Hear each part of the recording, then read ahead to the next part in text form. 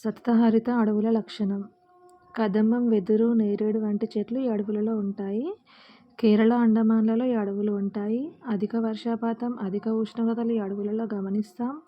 శంకువుల వంటి పునరుత్పత్తి భాగాలు గల ఈ చెట్లు ఈ అడవుల్లో ఉంటాయండి. ఈ 4 లక్షణాలు సతతహరిత అడవుల యొక్క లక్షణాలు. మన రాష్ట్రంలో అధికంగా ఉన్న అడవుల లక్షణం కానిది ఏదన్నారండి? కానిది, సరైంది, సరికానిది ఇలాంటివి ఎక్కువ అడుగుతున్నారు. క్వశ్చన్ జాగ్రత్తగా చదివి ఆన్సర్ చేయండి. మన రాష్ట్రంలో ఆకులు రాల్చే అడవులు 3 రకాలుగా ఉన్నాయి. లక్షణం కానిది అన్నారండి. మన రాష్ట్రంలో ఆకులు రాల్చే అడవులు 3 రకాలుగా ఉన్నాయనేది ఆన్సర్ కాదు.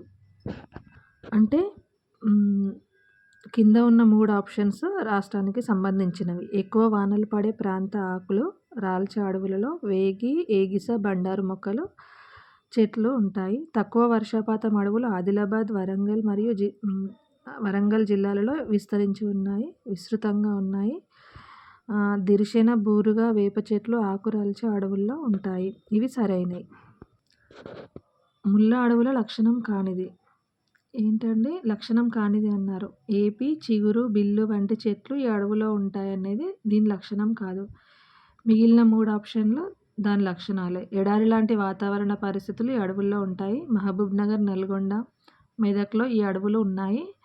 ఏ అడవులండి? ముళ్ళ అడవులు. ఈ అడవుల్లో చెట్లు ఆకులు చిన్నగా ముళ్ళుగా ఉండి నీటి నష్టాన్ని తగ్గిస్తాయి. ఎగ్జాంపుల్కి మనము ఎడారి మొక్కలు తీసుకోవచ్చండి. ఎడారి మొక్కలు ఇంకా ముళ్ళు గల చెట్లు ఏవైతే ఉంటాయో తుమ్మ, నేరేడు ఇట్లాంటివి ఎగ్జాంపుల్కి తీసుకోవచ్చు. మడ అడవుల లక్షణం గుర్తించండి. మడ అడవులు లక్షణం ఏంటంటే పొన్న, బొడ్డు పొన్న, కదిలి, బెల్ల వంటి చెట్లు ఈ అడవుల్లో ఉంటాయి. పొన్న, బొడ్డు పొన్న అని కనపడితే మడ అడవులను పెట్టేయండి. క్రింది వాటిలో మన రాష్ట్రానికి సంబంధించి సరైనవి. తెలంగాణలో ప్రజలు సేకరించే అటవీ ఉత్పత్తుల జాబితాలో 60 వస్తువులు ఉన్నాయి. ఇదొక్కటే కరెక్ట్ అండి. మిగిలిన 3 ఆప్షన్స్ తప్పు. అటవీ హక్కుల చట్టం చేయడానికి ప్రధాన కారణం అడవుల సంరక్షణ, అటవీవాసులకు జీవనోపాధి, ఆహార భద్రత కల్పించడం. అడవుల సుస్థిరత, అటవీవాసుల హక్కుల సంరక్షణ, అటవీవాసుల నిర్వాసిత హక్కుల అభద్రత సంరక్షణ. పైవన్నీ అటవీ హక్కుల చట్టం చేయడానికి ప్రధాన కారణాలు. కమ్యూనిటీ ఫారెస్ట్ మేనేజ్మెంట్కి చెందని అంశం అన్నారండి. చెందిన అంశాలు ఈ 3. ఈ విధానం 1988లో వచ్చింది. ఇది చెందిన అంశం. దీనివల్ల పులుల అభయారణ్యాలు అనేక ఏర్పాటయ్యాయి. ఇది గిట చెందిన అంశము. క్షీణతకు గురైన అడవులు పునరుద్ధరణను చేపడతారు.